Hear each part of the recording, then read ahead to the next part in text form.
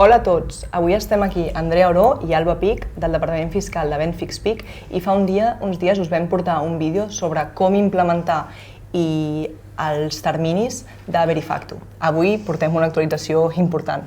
Sí, així és. El passat 2 de desembre el Consell de Ministres va aprovar un Reial Decret en el qual aplaçava l'entrada en vigor de Verifactu, que en teoria estava prevista per entrar en vigor l'1 de gener del 2026.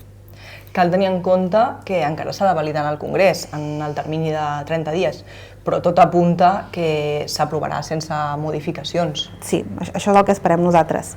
I, a veure, el cert és que aquest aplaçament ha sigut algo previsible i esperat per moltes empreses i per molts empresaris, en el sentit de que s'han fet inversions molt importants i hi ha una falta de legislació o de normativa que afecti en aquestes inversions en el sentit de que es puguin aplicar certs beneficis fiscals o millores que beneficien a les empreses.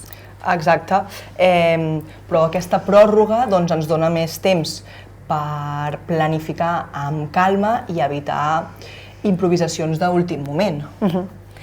Així, perquè quedi clar, aleshores, de cara a les noves dates, tenim que pels contribuents de l'impost de societats, és a dir, per les empreses, serà l'entrada en vigor a partir de l'1 de gener del 2027, mentre que per empresaris individuals o autònoms, és a dir, contribuents de l'impost sobre la renda, l'entrada en vigor serà a partir de l'1 de juliol del 2027. Vale.